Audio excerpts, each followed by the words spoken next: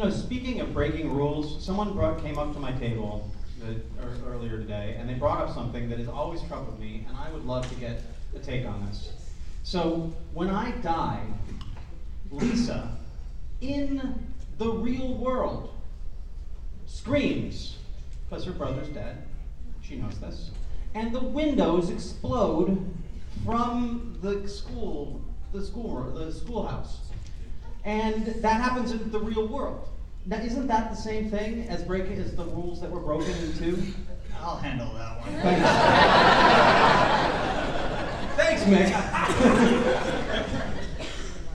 Mick's rule of production design. There are times that you do things just because it's cool.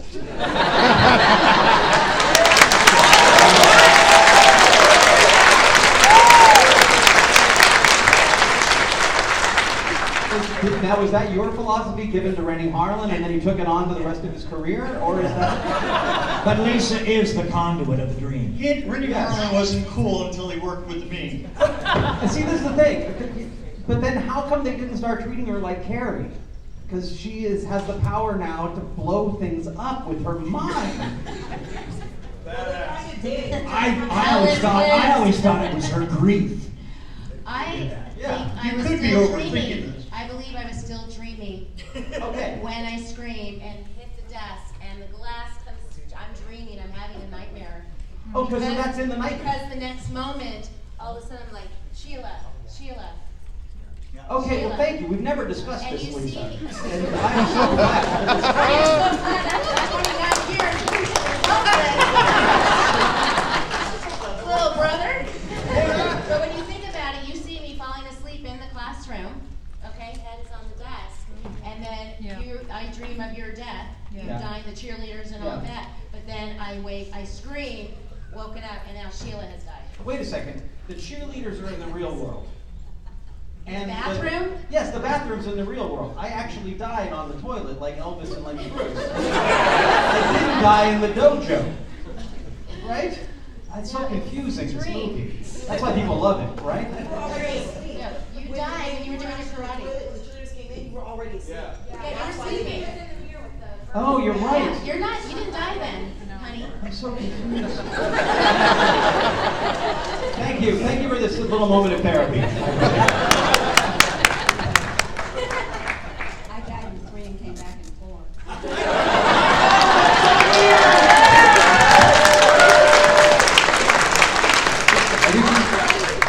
I came back from dog urine. I think we have to go and come up with an idea, because part 5, people always ask me on Facebook, like, they always say, didn't any of those teenagers ask you about the 5 teenagers that died last year? Like, isn't that a little odd? No, it's normal. All right. I saw a question right here, sir. Yes. I'm on for Robert. Any chance of you showing up on cash for a few days? I think what happened with that is we left some money on the table after Freddy vs. Jason. Freddy vs. Jason was a humongous hit. And what happened is, right after that, New Line was sold to Time Warner, Ted Turner. And then they gave the franchise, New Line had bought the franchise Friday the 13th, and they bought the franchise of Texas Chainsaw Massacre. And all 3 franchises, Nightmare on Elm Street and the 2 I just mentioned, were given and assigned to Michael Bay and his company Platinum Dunes to reboot. So they were taken off guard and off balance by the amazing success of Freddy vs. Jason, which was a hybrid film. It's more like a graphic novel. It's actually a precursor to Guardians of the Galaxy and Deadpool. And had we done Freddy vs. Jason vs. Ash, we would have gotten our foot in the door of comedy horror before Deadpool and before Guardians of the Galaxy, because the audiences were ready for it. Audiences could have handled it, and they could have jumped into that world. And I always imagine the poster, with Bruce Campbell with his shirt off and those spray painted abs that they all wore in the 300, and maybe a fan on him, you know, a fan like a Beyonce fan that follows him everywhere in his hair. And he's got Jason in a headlock here, and he's got Freddy in a headlock here. And it says, Freddy versus Jason versus Ash, keeping the world safe from sequels.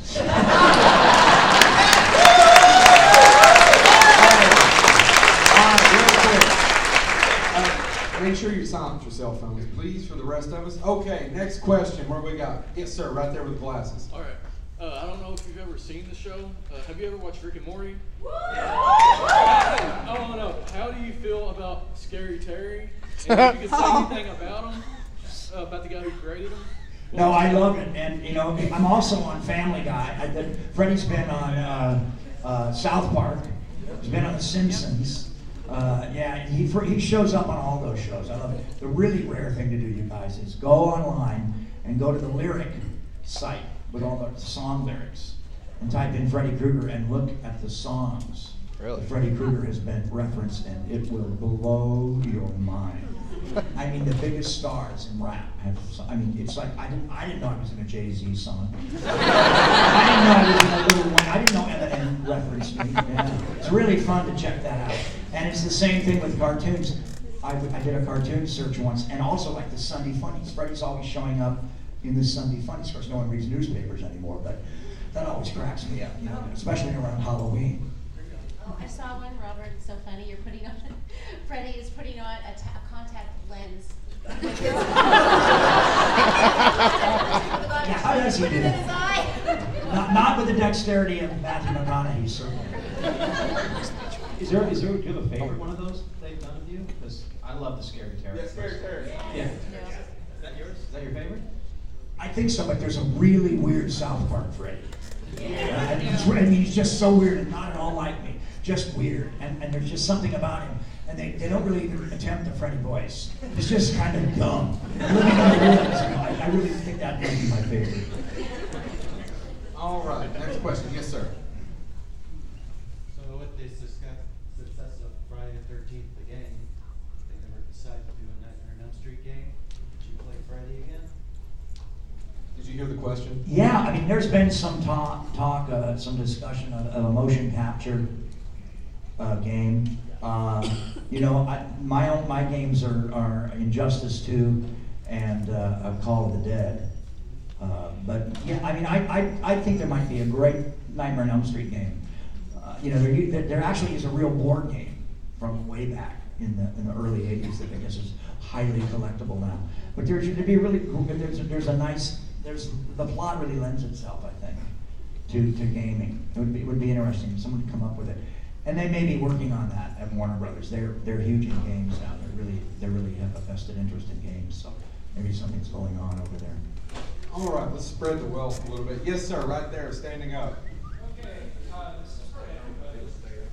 Were there any either personal experiences or previous professional experiences that you were able to bring to your work on the Nightmare on Elm Street series?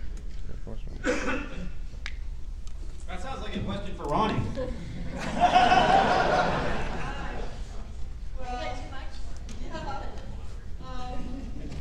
Well, I did catch on fire when I was a child. Yeah, so I caught on fire when I was almost 6.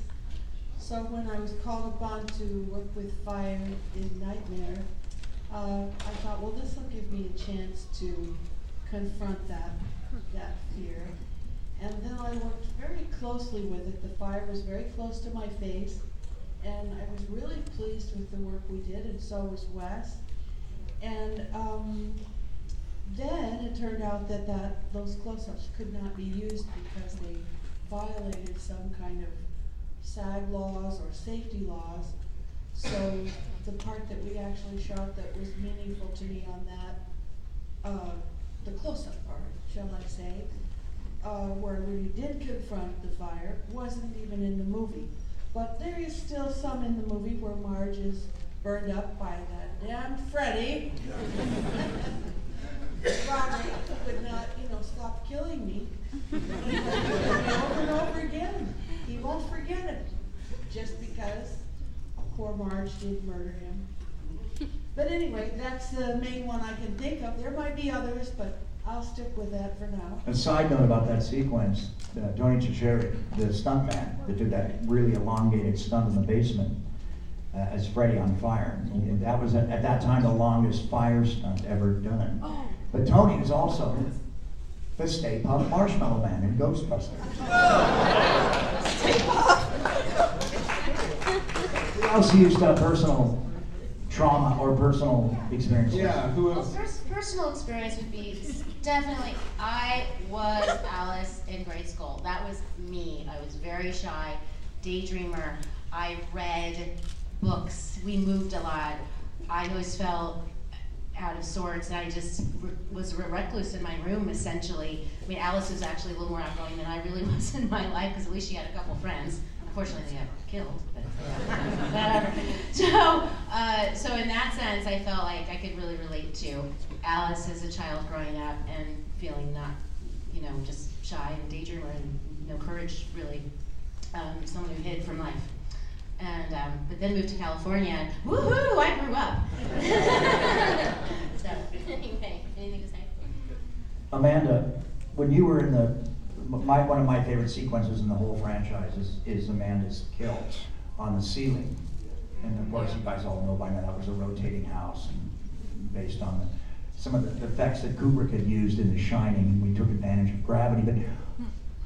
But another thing actors do is there's stuff that happens in the moment that when you're working, and you can use that. You can use your disappointment. You can use the heat. You can use the cold. You can use the fact that you're cheating a shot. And were you using any stuff from your life, or were you just using your disorientation when you were doing that? I think it was mostly the disorientation, I have to say, because I got extremely disoriented right when we started spinning the room. And we had a lot of pressure. Remember, we didn't get a lot of takes on that because the blood was being introduced, and I was just really stressed out. And then I got vertigo, and so the entire time I was doing that scene, I thought I was falling, even though I was on the ground. I was on the floor the entire time. I thought I was falling, and so I was literally panicked. I was freaking out, and Wes had to keep telling me that I was on the floor because I was like, I'm falling, and I was just so I was actually terrified. And then the only part where I started not being as scared, like we started rehearsing, and then Annie, the camera woman, ended up doing it. I was like, well, Robert's not falling, so I'm not falling. But so I just used it in the moment. I was terrified.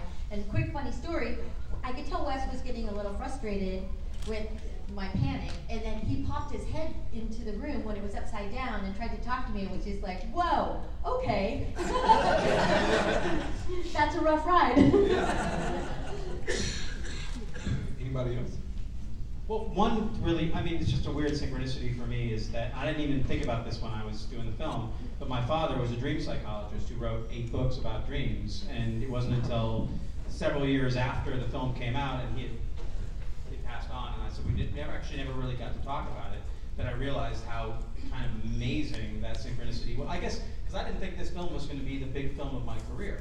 So I didn't like, oh, well, Nightmare on Elm Street, Dreams, but it has become the great film of my career as an actor, and to have it be connected with my father's work now is like this amazing thing. So it didn't really affect it at the time, although maybe it did, but in retrospect, it's been huge, that part of my real life.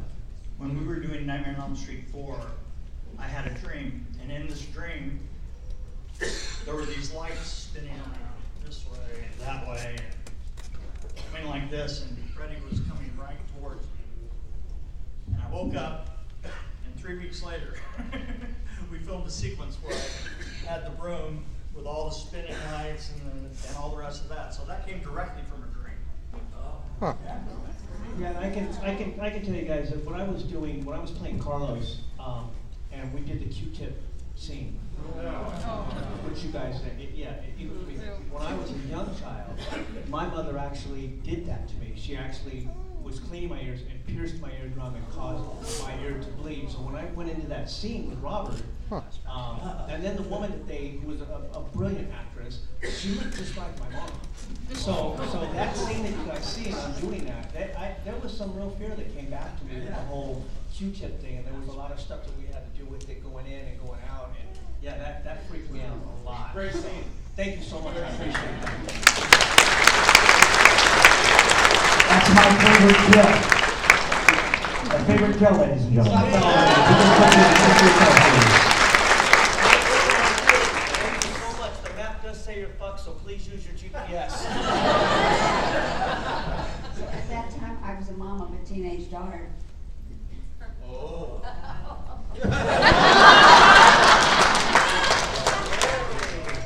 That's mic drop. All right, let's try to get a couple more questions. Yes, sir. You've been waiting for a few minutes. Do any of you feel as though you may have some words of wisdom or advice for those of us that are in the industry or just trying to progress our career? I always tell everyone, just find a place to work.